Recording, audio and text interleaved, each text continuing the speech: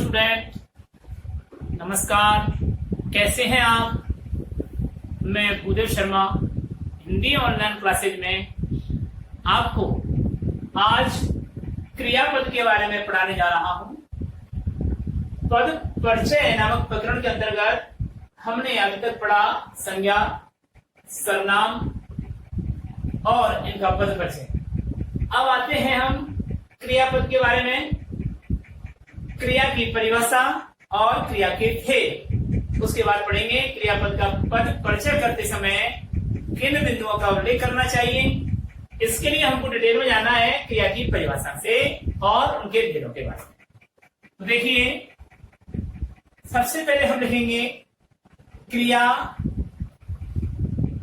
किसे कहते हैं, यानी कि डेफिनेशन ऑफ वर्ब, परिभाषा, क्रिया की परिभाषा।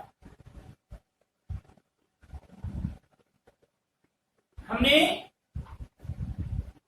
10th की बोर्ड क्लास में पढ़ा था कि वे शब्द या शब्दांश जिनके द्वारा वाक्य में कार्य का होना, करना या कराना पाया जाता है। क्या? वे शब्द या शब्दांश जिनके द्वारा वाक्य में कार्य का होना, करना या कराना पाया जाता है, उन्हें क्या कहते हैं? क्रिया कहते हैं। तो देखिए, वे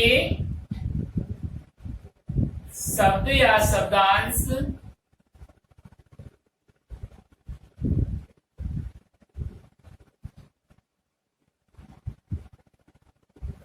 जिनके द्वारा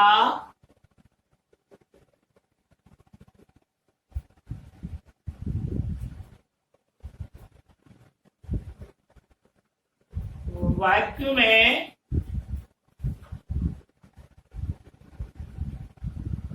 कार्य का होना, कमा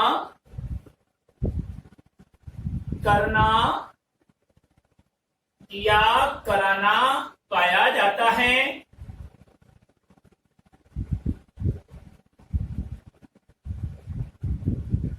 तथा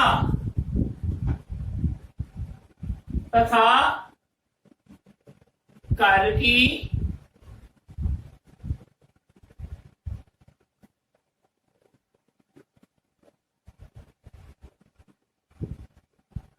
तथा क्रिया की स्थिति व दशा का बोध होता है। स्थिति व दशा का बोध होता है।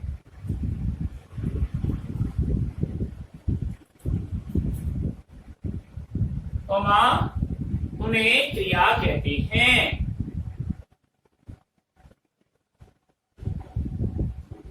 उन्हें क्रिया कहते हैं।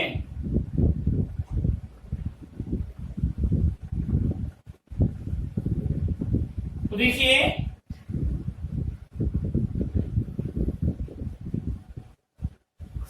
हम दूसरे रूप में ये लिख सकते हैं, अर्थात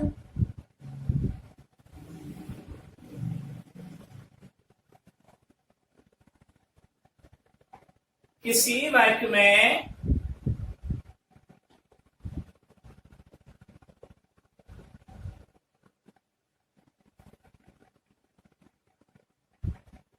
कार्य के होने, करने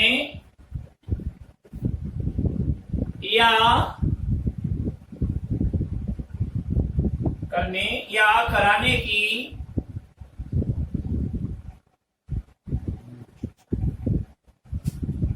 स्थिति व दशा का बोध कराने वाले शब्दों को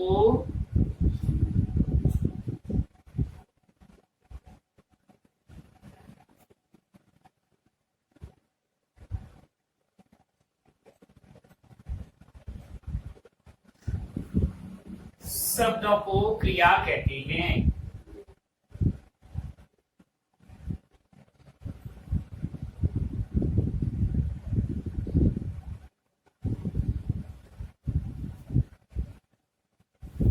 यहाँ पर कार्य आएगा।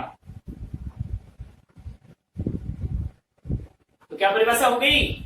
वे शब्द या शब्दांश जिनके द्वारा वाक्य में कार्य का होना, करना या कराना पाया जाता है तथा कार्य की स्थिति में दशा का बोध होता है, उन्हें क्रिया कहते हैं। अर्थात दूसरे रूप में शॉर्ट में लिख दिया कि किसी वाक्य की किसी वाक्य में कार्य के होने, करने या कराने की, किसी वाक्य में कार्य के होने, करने या कराने की स्थिति व दशा का बोध कराने वाले शब्दों को क्रिया कहते हैं। ठीक है, क्रिया के भेद जैसे जैसे लिख लीजिए,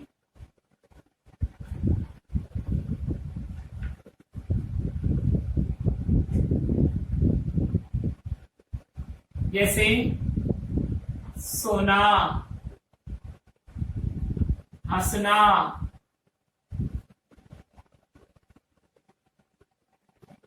पढ़ना, लिखना,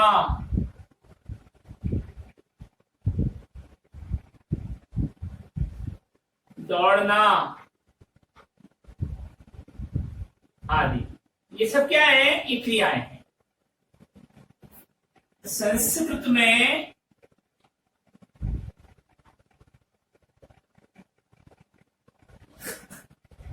क्रियापद को धातु कहा जाता है।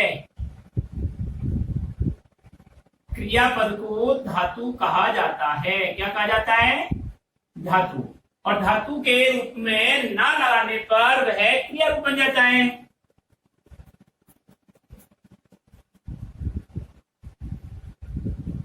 धातु कहा जाता है। अतः यहां पर स्पष्ट होता है कि संस्कृत में क्रिया रूप के साथ संस्कृत के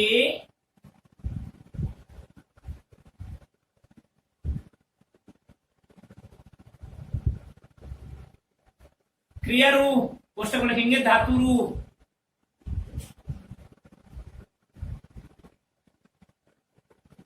के साथ संस्कृत में क्रिया रूप धातु रूप के साथ क्या कर देते हैं? ना लगा देते हैं। ना शब्द जोड़ने पर हिंदी का क्रिया रूप बनता है।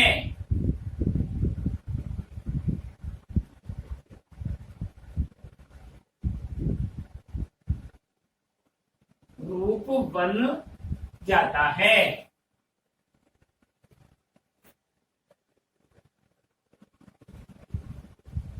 जैसे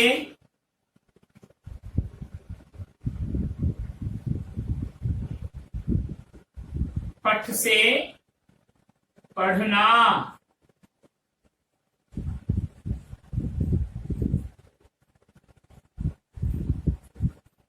हंस से हंसना,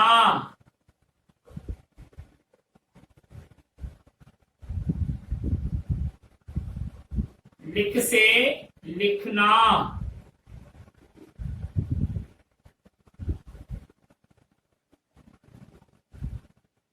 चल से चलना इत्यादि। ठीक है, तो ऐसे क्रिया रूप बनता है। तो परिभाषा मैं कर रहा हूं, एक बार देखिए कि वे शब्द या शब्दांश जिनकी द्वारा वाक्य में कार्य का होना, करना या कराना पाया जाता है तथा कार्य की स्थिति दशा का बोध होता है, उन्हें क्रिया कहते हैं। अर्थात सीधे रूप में लिखी हमने, किसी वाक्य में कार्य के होने, करने या कराने की स्थिति व दशा का बोध कराने वाले शब्दों को क्रिया कहते हैं। यहाँ पर समझाया है सोना, हंसना, पढ़ना, लिखना, दौड़ना, ये सब हिंदी व्याकरण की क्रियापद रूप है। संस्कृत में क्रियापद को धातु कहा जाता है। क्या कहा जाता है? किसको? संस्कृत में क्रियापद को धातु कहा जाता है। अतः संस्कृत के क्रिया रूप अर्थात धातु रूप के साथ ना शब्द जोड़ देने पर हिंदी का क्रिया रूप बन जाता है। जैसे पठ, पठ के साथ में ना लगाया, पढ़ना, हंसना, लिखना, चलना, दौड़ना, भागना इत्यादि, यह क्या हो गया? क्रिया के रूप हो गए। अब देखिए क्रिया के भेद के बारे में हम पढ़ते हैं कि क्रिया कितने प्रकार की होती है। अच्छा, भेद के बारे में साहब हमको क्यों पढ़ना? इसलिए पढ़ना कि पद परिचय में हमको पहला बिंदु उसको भेद रखना होगा। जैसे आप तक पढ़ते आए हैं, हमने संज्ञा का पढ़ा, सर्वनाम का पढ़ा, तो हम लिखेंगे क्रिया के भेद।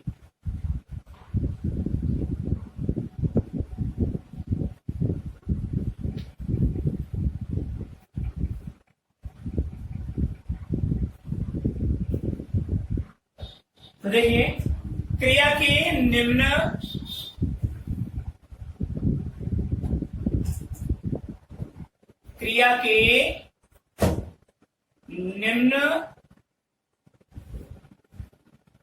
प्रकार होते हैं।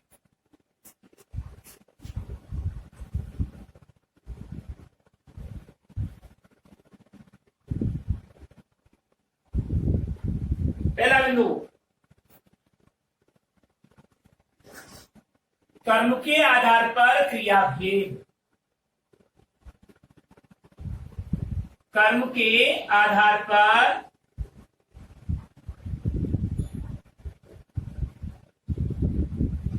क्रिया के भेद।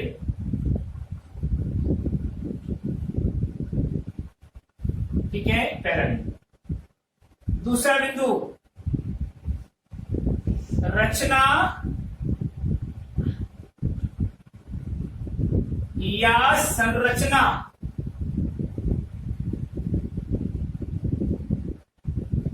के आधार पर क्रिया के भेद।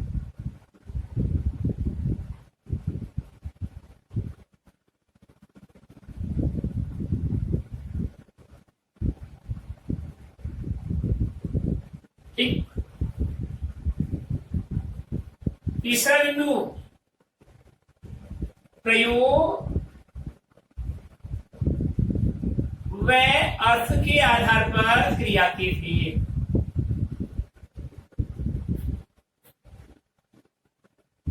प्रयोग व अर्थ के आधार पर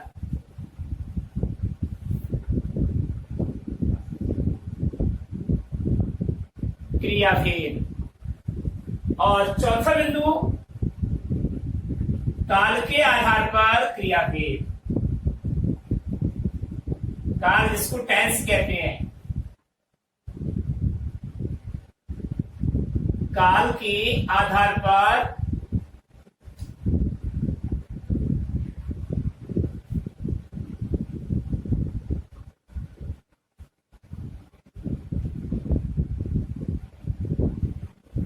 ये चार प्रकार से क्रिया के भेद किए गए हैं। कई लोग इसको बताते हैं कर्म के आधार पर क्रिया के भेद, रचना, प्रयोग और अर्थ के आधार पर क्रिया के भेद। दो प्रकार से बता दिया। जबकि काल कहां गया? काल के आधार पर भी क्रिया के भेद होते हैं, प्रयोग के आधार पर भी क्रिया के भेद होते हैं। उन तीनों को एक साथ दे दिया उसने। ठीक है, कौन कौन से? रचना, प्रयोग और अर्थ के आधार पर, तीनों को एक साथ दे दिया। जबकि एक्चुअल में क्रिया के चार भेद होते हैं। कर्म के आधार पर क्रिया के भेद, रचना या संरचना के आधार पर क्रिया के भेद, प्रयोग व अर्थ के आधार पर क्रिया भेद और टेंस मींस काल के आधार पर क्रिया भेद। ठीक है, तो अब हम डिटेल में इसके एक एक बिंदु के बारे में पढ़ते हैं। देखिए, हम सबसे पहले पढ़ेंगे कर्म के आधार पर क्रिया के भेद। यहां किसी को कुछ भी डाउट नहीं होना चाहिए। आपको हर बिंदुवार समझ में आएगा, तभी इस क्रिया को आप पढ़ पाएंगे। इस साल के लिए ये क्रिया का पद परिचय इंपॉर्टेंट बनता है, क्योंकि सारे लगभग पद परिचय आ चुके हैं। इस बार बोर्ड की परीक्षा में क्रिया का पद परिचय की संभावना ज्यादा बनती है। ध्यान से पढ़ना है इसको। तो देखिए नंबर 1 चलेगा कर्म के आधार पर क्रिया के लिए।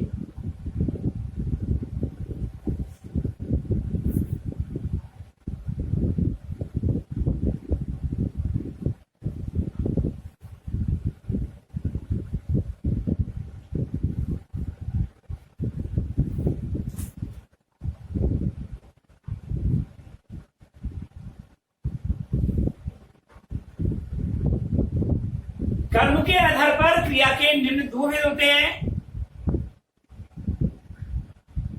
कर्म के आधार पर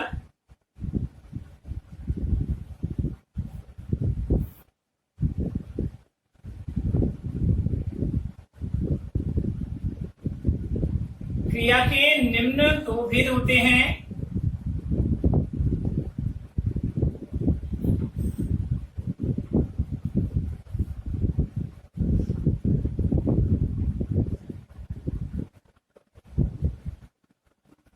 नंबर 1 मतलब नंबर 1 सकर्मक क्रिया, सकर्मक क्रिया, और नंबर 2 अकर्मक क्रिया।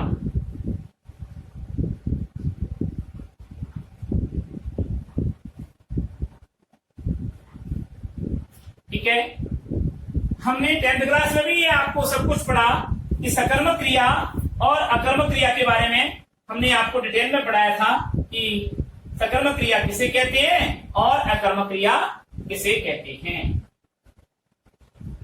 तो ध्यान से देखना।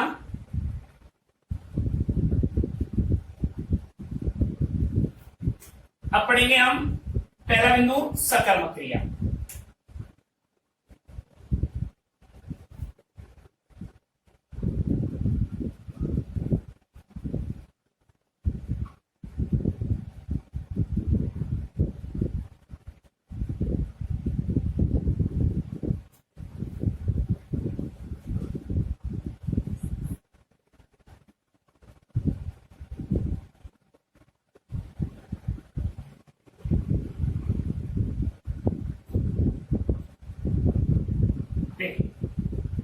सकर्मक क्रिया किसे कहते हैं?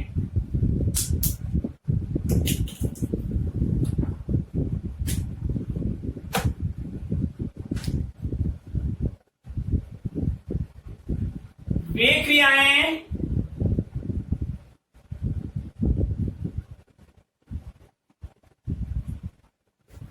जिनका प्रभाव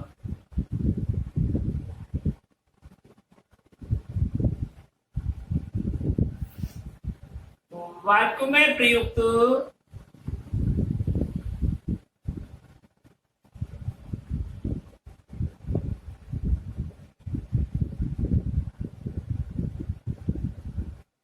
कर्म पर पड़ता है।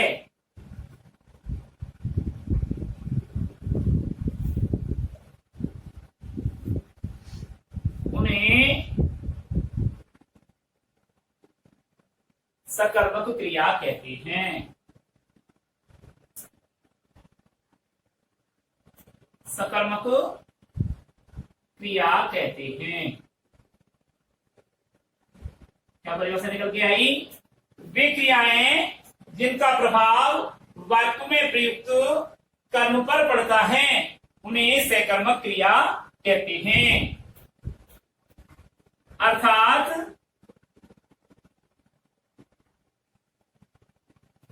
जब वाक्य में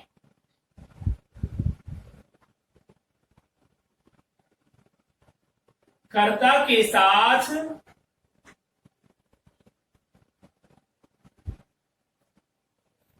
क्रिया का भी प्रयोग किया जाता है, अर्थात जब वाक्य में कर्ता के साथ कर्म का भी प्रयोग किया जाता है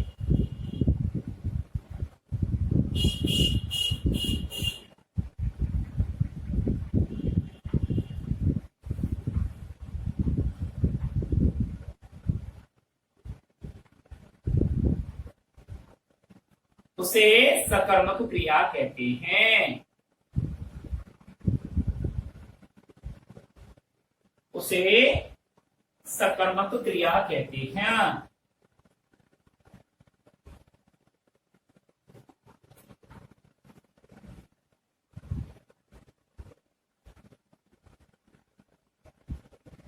ध्यान से देखिए, वे क्रियाएं जिनका प्रभाव वाक्य में प्रयुक्त कर्म पर पड़ता है उन्हें सकर्मक क्रिया कहते हैं। अर्थात जब वाक्य में कर्ता के साथ कर्म का भी प्रयोग किया जाता है उसे सकर्मक क्रिया कहते हैं।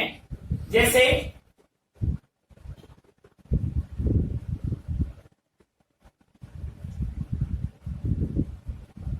मोहन पढ़ता है। ठीक है, ध्यान से देना, समझ में आएगा। मोहन पढ़ता है। अब यहां पर क्रिया क्या है? पढ़ना। ठीक है, तो ये सकर्मक का रूप नहीं है, यहां पर कर्म कोई है ही नहीं। ये कौन पढ़ता है? मोहन पढ़ता है। किसको पढ़ता है? उत्तर नहीं है, ये कर्ता और ये क्रिया। तो यहां कर्म तो है ही नहीं, लेकिन इसके साथ में अगर हम ये लिख देते हैं कि मोहन पुस्तक पढ़ता है,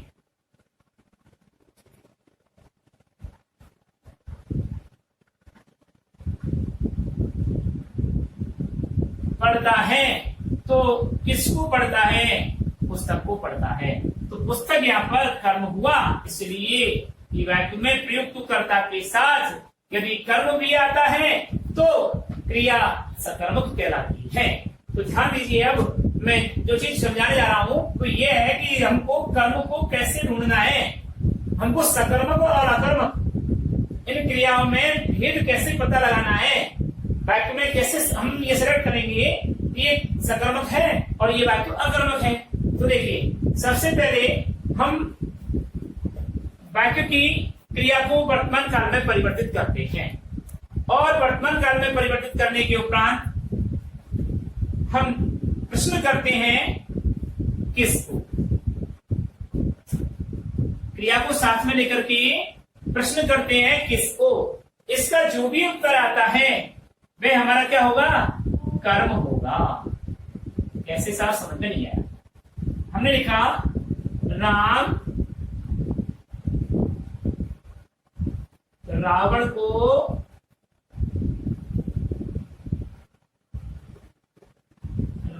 रावण को बाण से मारता है। एक बात तो ये लिखा। दूसरा लिखा राम ने रावण को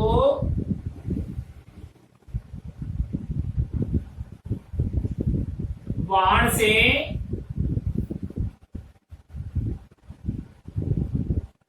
मारा। दूसरा हमने ये लिखा। अब हमको समझना है कि प्रश्न करेंगे वर्तमान काल की क्रिया के साथ में किसको। ऑलरेडी वर्तमान काल है, ऑलरेडी वर्तमान काल है, यहां भूतकाल है, तो इसकी क्रिया के साथ में करेंगे कौन किसको पढ़ता है। उत्तर आता है, अगर सकारात्मक उत्तर आता है तो सकर्मक क्रिया, पुस्तक को पढ़ता है। अगर उत्तर नहीं आ रहा तो अकर्मक क्रिया। किसको मारता है? रावण को मारता है। ये रावण यहाँ पर कर्म है। ठीक है, किस यहाँ पर मारा को वर्तमान काल में परिवर्तन करेंगे मारता है। फिर यहाँ पर किसको मारता है? रावण को मारता है। तो कहने का मतलब काल कोई सा भी हो, हमें उस काल को वर्तमान काल की क्रिया में परिवर्तित करना है और वर्तमान काल की क्रिया में परिवर्तित करके प्रश्न करेंगे किसको। उसका जो भी उत्तर आएगा वह हमारा कर्ता होगा, उसका कर्म होगा। अब आप प्रश्न करेंगे, अभी बालक ने पूछा था पिछले लेसन में कि सर हमने किसको ही प्रश्न क्यों किया, हमने क्या प्रश्न क्यों नहीं किया। क्या गिरता है, क्या पढ़ता है, क्या मारता है, क्या मारता है। तो चलो ठीक है, हमने कर लिया क्या। हमारा यहां पर प्रश्न है, यानी एक वाक्य बनाया हमने, पेड़ से पत्ता गिरता है। पेड़ से पत्ता गिरता है। ठीक है, ठीक है जी। जैसे हमने कहा पेड़ से पत्ता गिरता है। अब आप देखिए यहां पर अभी उस बालक ने प्रश्न किया कि सर क्या गिरता है, और क्या था हमने जो प्रश्न किया उसका उत्तर आता है कर्म। तो उसने बताया सर यहाँ पर पत्ता कर्म है, इसलिए सकर्मक क्रिया है। हाँ, हम संस्कृत की धातुओं की प्रकृति के आधार पर वाक्य में क्रिया का सकर्मक और अकर्मक रूप निर्धारित नहीं कर सकते। हिंदी की व्याकरण अलग होती है, संस्कृत की व्याकरण अलग होती है। दुहु याज पच दंड रुदु भ्रू सास जी नी ची कृस उत्कर उतु, ये सब क्या है? द्विकर्मक क्रियाएं के रूप हैं। और द्विकर्मक क्रियाओं के साथ में क्या आता है? हमेशा कर्म कारक होता है, और कर्म होता है तो सकर्मक क्रिया होती है। आइए अब जैसे हमने कहा कि वह पढ़ता है,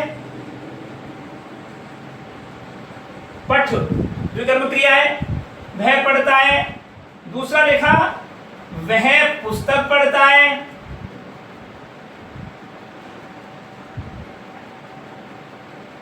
अब देखिए ये तो अकर्मक है। आप भी संस्कृत में कहते हैं कि पठ धातु हमेशा सकर्मक क्रिया होती है, जबकि हमारी हिंदी कहती है कि ये पठ धातु यहां पर पढ़ना अकर्मक क्रिया का रूप है। क्यों? क्योंकि यहां पर कर्म नहीं है जी, और यहां किसको पढ़ता है? पुस्तक को पढ़ता है। इसलिए धातु की प्रकृति के आधार पर सकर्मक और अकर्मक निर्धारित करना ठीक नहीं है हिंदी में। यहां पर वाक्य में यदि कर्म उपस्थित है तो ही सकर्मक होगा, और कर्म यदि उपस्थित नहीं है तो वाक्य की क्रिया अकर्मक क्रिया होगी। ये ध्यान से सुन लीजिए कि संस्कृत की पठ धातु द्विकर्मक होने के कारण सकर्मक होती है, इसलिए यहां पर पठ जहां आ गया वो सकर्मक वाक्य हो गया। ऐसा कुछ नहीं है। यहां पर पत्ता करता है न कि कर्म। कौन गिरता है? कर्ता को ढूंढने के लिए वर्तमान काल की क्रिया के साथ में प्रश्न करते हैं कौन। इसका जो भी उत्तर आता है वह हमारा कर्ता होता है। कौन गिरता है? कर्ता गिरता है। अगर चलो ठीक है, हम अगर इसकी जगह पर हम ये लिख देते हैं कि पेड़ से पत्ता गिरते हैं, तो वाक्य सही है क्या? पेड़ से पत्ता गिरते हैं। आप कहेंगे सर पत्ता तो एक वचन है, गिरते हैं बहुवचन क्रिया आ गई, तो भाई कर्म के अनुसार क्रिया थोड़ी होती है अकॉर्डिंग टू यू। आपके अनुसार आपने बताया कि साहब पत्ता तो कर्म है, तो कर्म के अनुसार क्रिया थोड़ी होती है, वो तो कर्मवाच छूट गया, और कर्मवाच की स्थिति यहां पर बन नहीं रही। ठीक है ना? तो यहां पर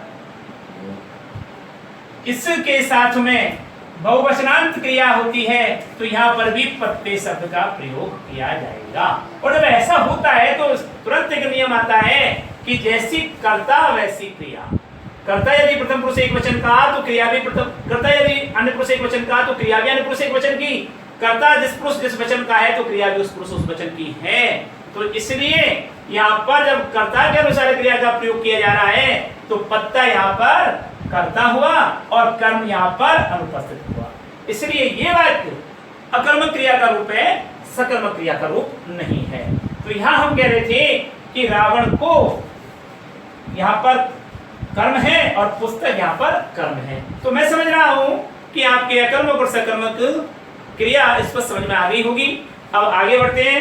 हम सकर्मक क्रिया के रूप में हम पढ़ रहे थे कि वे क्रियाएं जिनका प्रभाव वाक्य में प्रयुक्त कर्म पर पड़ता है उन्हें सकर्मक क्रिया कहते हैं। आगे ना कर्म पर पड़ रहा है, अब आता है अकर्मक क्रिया।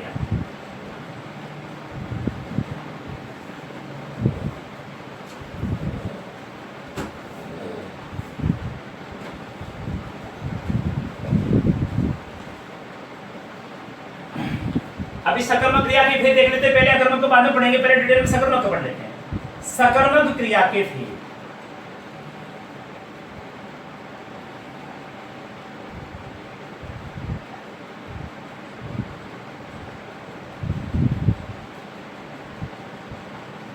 सकर्मक क्रिया के निम्न उपभेद होते हैं।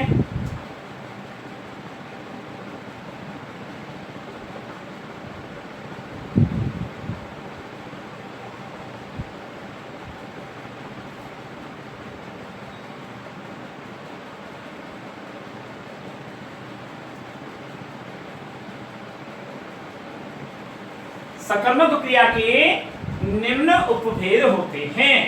और वो कौन कौन से उपभेद होते हैं? नंबर 1,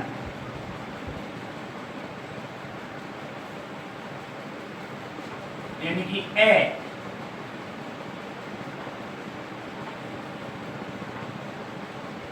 पूर्ण एक कर्मक क्रिया।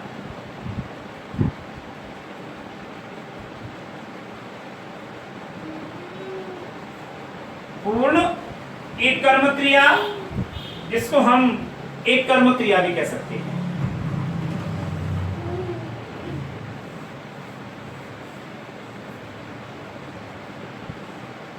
ठीक है, वह पूर्ण द्विकर्मक क्रिया,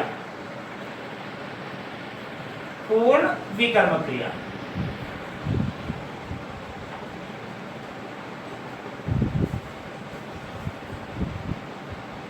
जिसको हम द्विकर्मक क्रिया भी कह सकते हैं।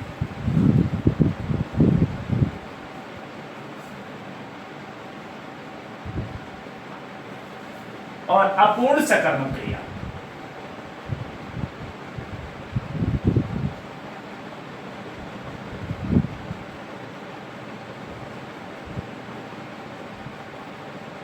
ये तो स्पष्ट ही समझ में आ रहा है, अपूर्ण है, सकर्मक तो है लेकिन अपूर्ण सकर्मक क्रिया है।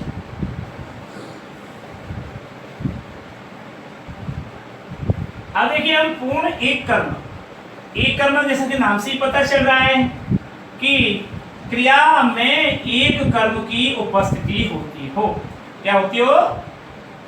यानी क्रिया का वह रूप जो वाक्य में एक कर्म का बोधक हो, उसे क्या कहते हैं? पूर्ण सकर्मक क्रिया कहते हैं, या एक कर्मक क्रिया कहते हैं। तो देखिए, पूर्ण सकर्मक क्रिया या पूर्ण एक कर्मक क्रिया या एक कर्मक क्रिया। तो नंबर ए,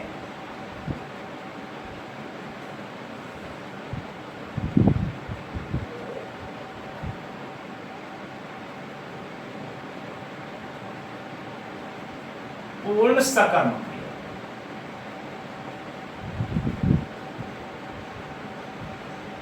जिसको एक कर्मक क्रिया कहते हैं।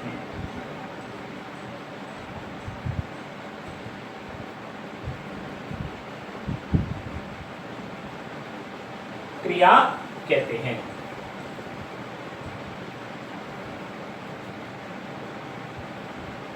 परिभाषा में लिखेंगे, जिन वाक्यों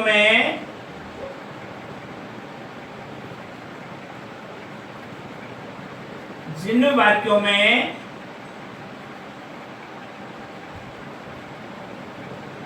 क्रिया के साथ एक ही कर्म का प्रयोग किया जाता है, क्रिया के साथ एक ही कर्म का प्रयोग किया जाता है,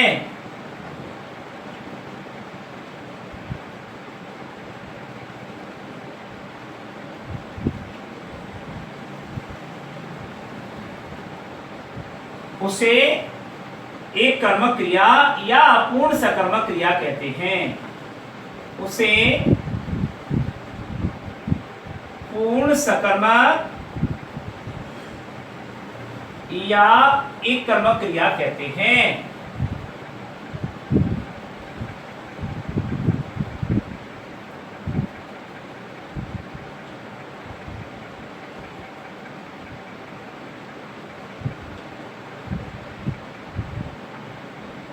ठीक है, वे क्रियाएं जिन वाक्यों में एक ही कर्म के साथ प्रयोग की जाती हैं, अर्थात क्रिया के साथ एक ही कर्म का प्रयोग किया जाता है, उसे पूर्ण सकर्मक या एक कर्मक क्रिया कहते हैं। उदाहरण के लिए,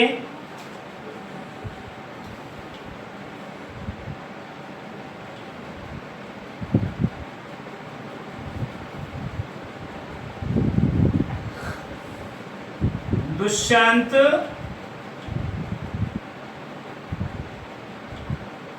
भोजन करता है।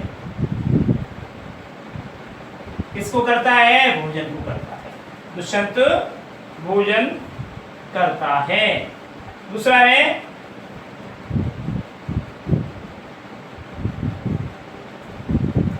हिमांशु ने पुस्तक पढ़ी। अगला है निकिता गाना सुनती है।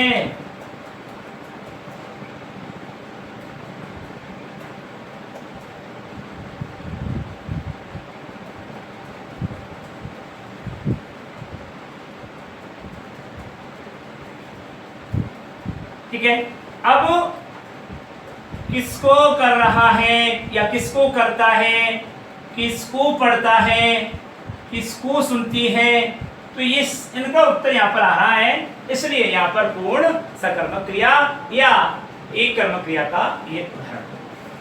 अब आता है पूर्ण द्विकर्मक क्रिया या द्विकर्मक क्रिया। वह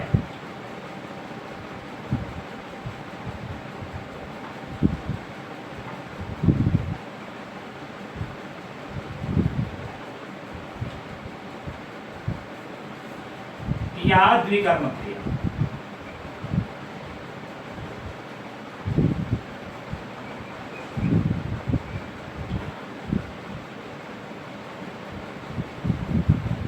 देखिए पूर्ण द्विकर्मक क्रिया का, जिन वाक्यों में क्रिया के साथ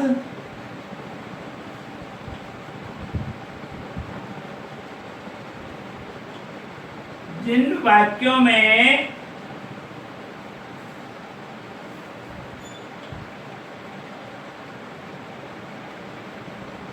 क्रिया के साथ उसके दो कर्मों का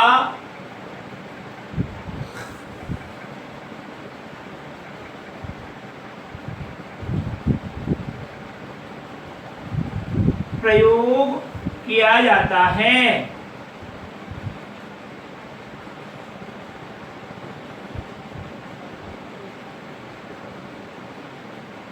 कोमा उसे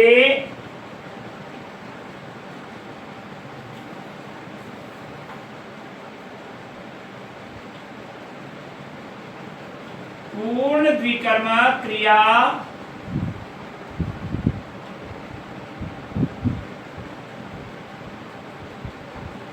द्विकर्मक क्रिया कहते हैं।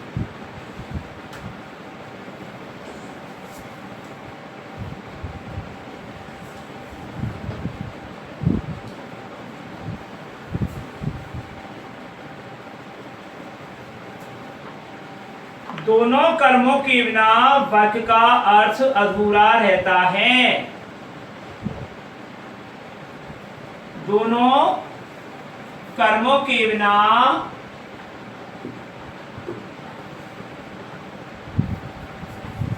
वाक्य का अर्थ अधूरा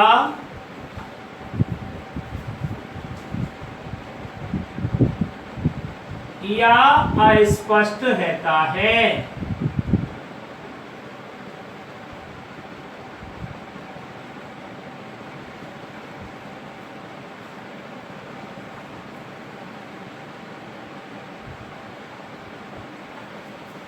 बता देता हूं ऊपर से।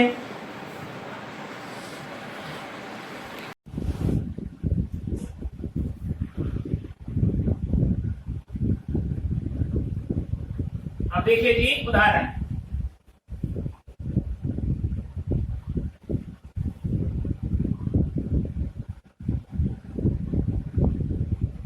राजा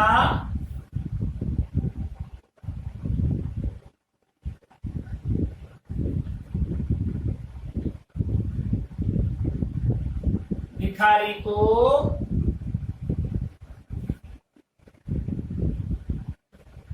रुपया देता है। राजा भिखारी को रुपया देता है।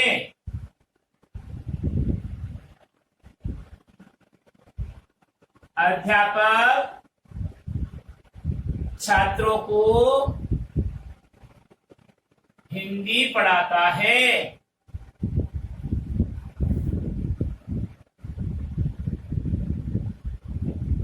अध्यापक छात्रों को हिंदी पढ़ाता है। अब ध्यान दीजिए, किसको देता है? भिखारी को देता है।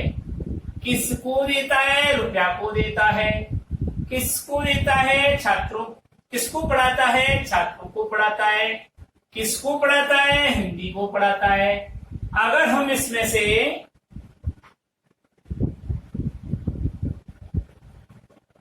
एक शब्द हटा दें, एक वाक्य हटा दें, तो वाक्य पूर्ण अर्थ नहीं देता। राजा रुपया देता है। अगर हमने भिखारी हटा दिया, अध्यापक हिंदी पढ़ाता है। अब इस वाक्य को लिखेंगे तो स्पष्ट आ जाएगा, इस वाक्य को लिखेंगे तो स्पष्ट आ जाएगा। तो इसलिए एक क्रिया के, एक शब्द के बिना, एक कर्म के बिना वाक्य का अर्थ स्पष्ट नहीं हो रहा है जी। और उदाहरण देखिए, लता बगीचे से फूल चुनती है। लता बगीचे से फूल चुनती है। कारक चिन्ह यानी विभक्ति चिन्ह कोई सा भी हो विकल्प में, तो लता, यहां पर इसको हटा दो तो यहां पर वाक्य का अर्थ अधूरा होता है, या फूल को हटा दो तो वाक्य का अर्थ अधूरा होता है। इसलिए यहां पर एक कर्म के बिना वाक्य का अर्थ अधूरा हो जाता है। दोनों ही कर्मों को यहां पर प्रयोग करना पड़ता है। दूसरा है, मनीष गाय का दूध पीता है।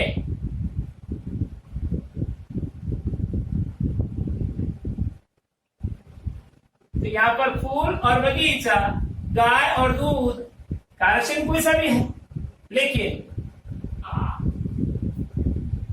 ठीक है, तो यहां पर ये हमारा कौन सा हुआ? पूर्ण द्विकर्मक क्रिया का रूप, उदाहरण और स्पष्ट हुआ। अब आता है सकर्मक क्रिया, यानी कि अपूर्ण सकर्मक क्रिया। से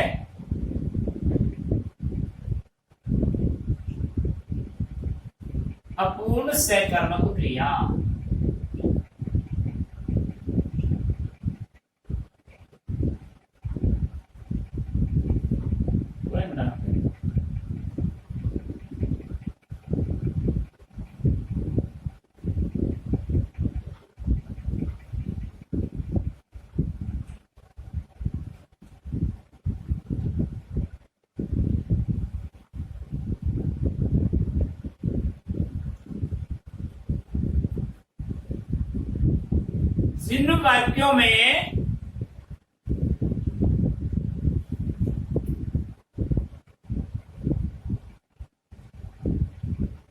जिन वाक्यों में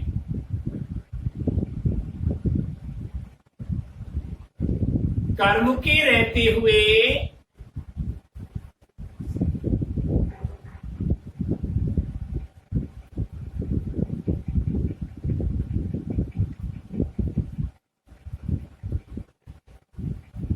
पूर्ण अर्थ स्पष्ट नहीं होता,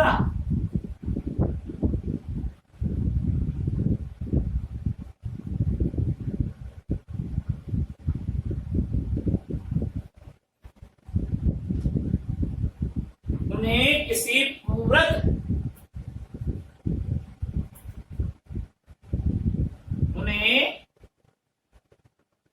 किसी पूरक शब्द की आवश्यकता बनी रहती है।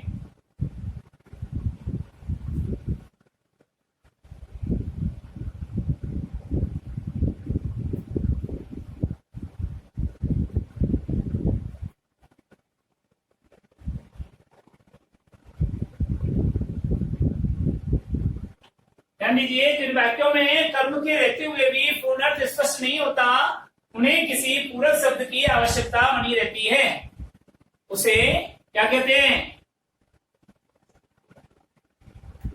अपूर्ण सकर्मक क्रिया कहते हैं।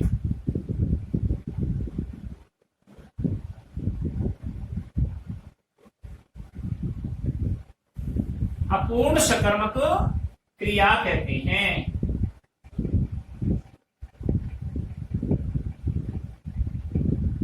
कहने का मतलब ये हुआ कि कर्म तो है, लेकिन पूरक शब्द की आवश्यकता बनी रहती है।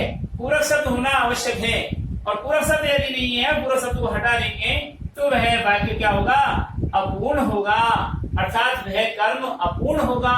तो इस ऐसे वाक्यों को हम अपूर्ण सकर्मक क्रिया से युक्त वाक्य कहते हैं। ठीक है, उदाहरण देखिए।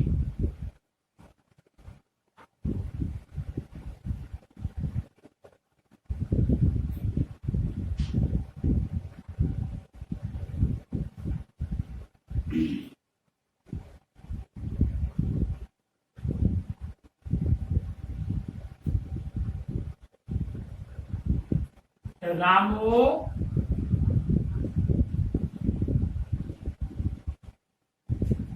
विधायक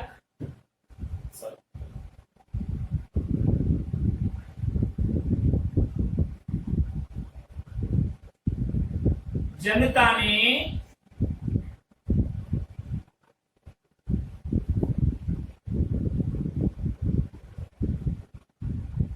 जौनपुरिया को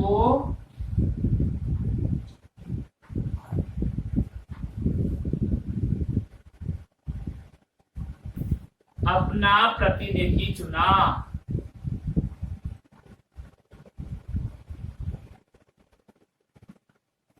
अब ध्यान दीजिए, अगर ये आता कि जनता ने जौनप्रिया को प्रतिनिधि चुना, तो यहां पर आ गया प्रतिनिधि को हटा दो, ये पूरक शब्द है। तो जनता ने जौनप्रिया को अपना चुना। अब क्या चुना? तो यहाँ पर पूरक शब्द की उपस्थिति बनी रहती है। पूरक शब्द की उपस्थिति नहीं होगी तो वाक्य अधूरा हो जाएगा। इसलिए यहाँ पर क्या हुआ? प्रतिनिधि शब्द पूरक शब्द कहलाया और वाक्य पूरा हुआ। तो देखिए, वह तुम्हें मित्र मानता है। दूसरा उदाहरण देखिए, वह तुम्हें मित्र मानता है।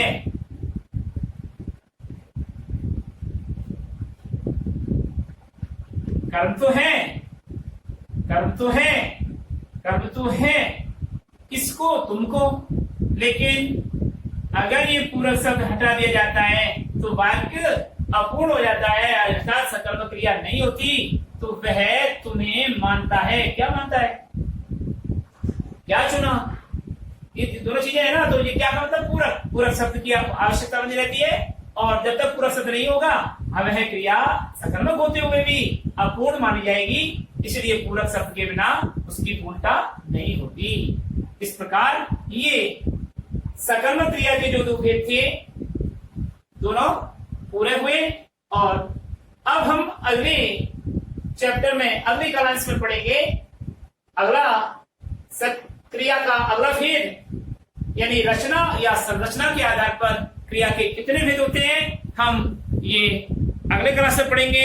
आपसे विदा लेते हैं। नमस्कार।